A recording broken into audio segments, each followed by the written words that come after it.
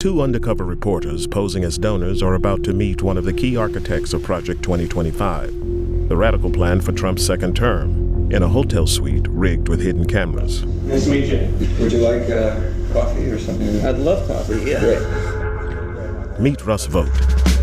Russell Vogt, the former director of the Office of Management and Budget. He's been called the most dangerous MAGA diehard you've never heard of. I am opposed to the Department of Education because I think it's the Department of Critical Race Theory. The Russ Vogt were comrades in arms.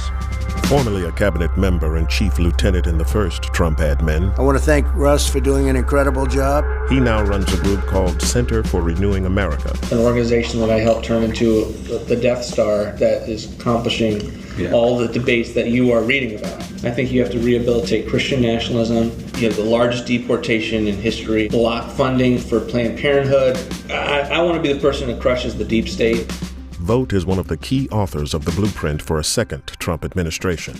Project 2025. It's an ambitious 920-page blueprint. Like eliminating the Department of Education. The mass firings of civil servants. Banning access to the abortion pill and further restricting abortion rights.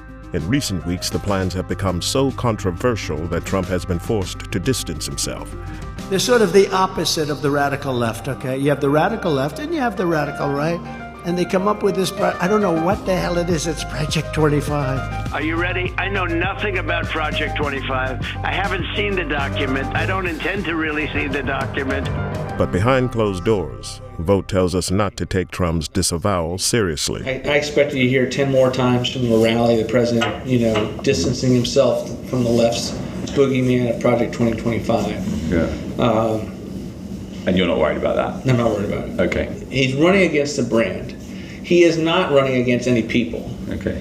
He is not running against any institutions. It's interesting, he's in fact not even opposing himself to a particular policy. Yeah. He's been at our organization, he's raised money for our organization, he's blessed it from the, I remember walking into our last day in office and told him what I was going to do. So he's very supportive of what we do. Our investigation into Project 2025 began 2 weeks before the meeting with Vogt at a conference for religious nationalists in D.C. The truth is, Christian nationalism is not a threat to American democracy. Christian nationalism founded American democracy. Journalists from the Center for Climate Reporting have come posing as potential donors, looking to meet those involved in Project 2025. They're not hard to find. The Heritage Foundation, the group running the project, are here. So is Vogt's think tank. We make the acquaintance of Mika Meadowcroft, an author on Project 2025 and a close aide to Vogt. He tells us that Vogt is running the secretive second phase of Project 2025. The second phase, after the book came out, was to break down actual sort of policy packets and executive orders and agenda items, things like that. That's been supervised largely by us. The first phase of Project 2025 was a 922-page policy book published openly. The second phase is a comprehensive, concrete transition plan for each federal agency.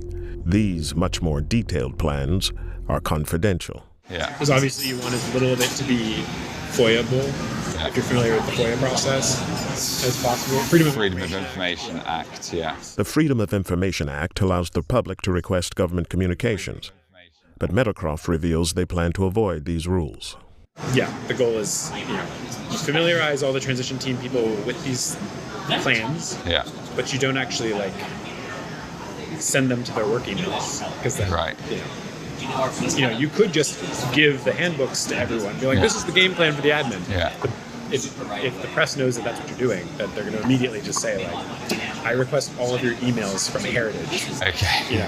You right. worker. I see. So we'll see. Interesting. Meadowcroft offers to set up a meeting with his boss, Russ Vogt. You couldn't put me in touch with somebody who looks after his diary or whatever? Yes, I can put you in touch with his schedule. Yeah. Amazing. So, yeah. Great. So just tell me when to do that.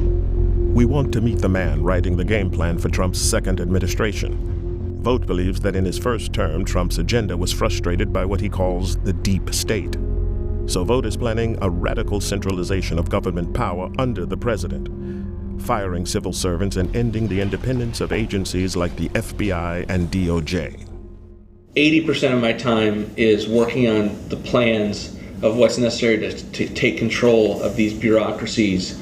And we are working doggedly on that, whether it's destroying their agency's notion of independence. They're independent from the president. Vogt has also been preparing documents based on fringe legal theories, arguing the president has the power to use the military against protesters. George Floyd obviously was not about race. It was about destabilizing the Trump administration.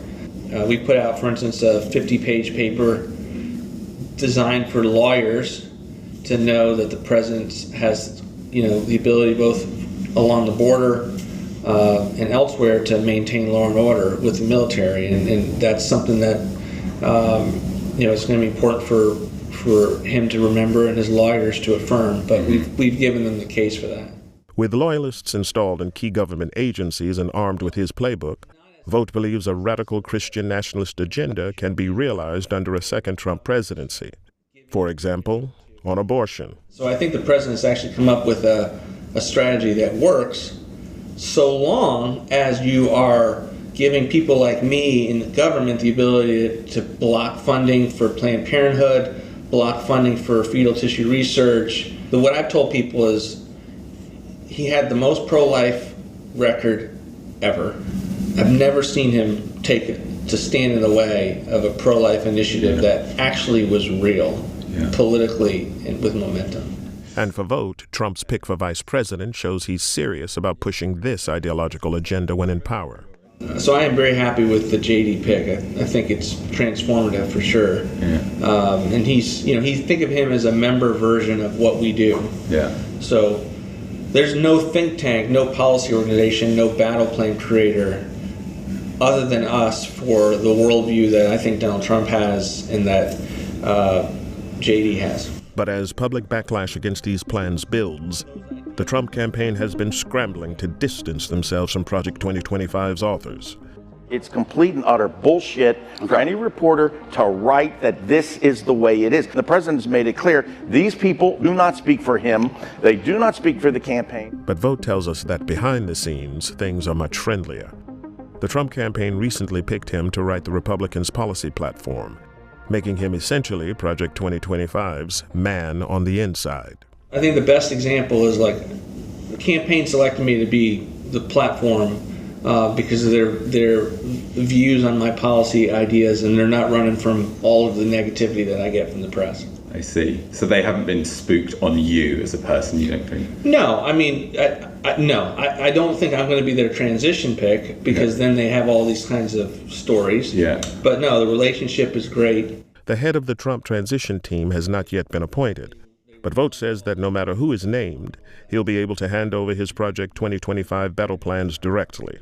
If it's someone like Stephen Miller or Bob Lighthizer, then all the stuff gets plugged right in. If it's not, we'll figure it out. Okay. But all of it will be designed for a theory of the case that President, if a battle plan is out there that will do what he wants, there are the people like me that have his trust that will be able to get it to him in whatever position we're at, or I could be at Center for New America, but the relationships will be there, the trust level will be there. Project 2025's Radical Phase 1 policy book turned into a PR disaster. The director of Project 2025 has stepped down after facing criticism from both Democrats and the Trump campaign. But Vogt's Phase 2 battle plans, top secret and handed directly to the transition team, remain unburdened by the brand. And are you going to rebrand that second phase at all? For what I do, the brand's not important. And you're not worried that if it has Project 2025 on, he's going to go no. And you're not going to publish those? No. They go straight to... Yeah, they're very, very close hold. Okay. Brilliant. It's been an education. Appreciate it. Thank you for your time. Thank you so much. Anytime. Thank you very much. Thanks, guys. You can show us that out. Okay. Thank you very much.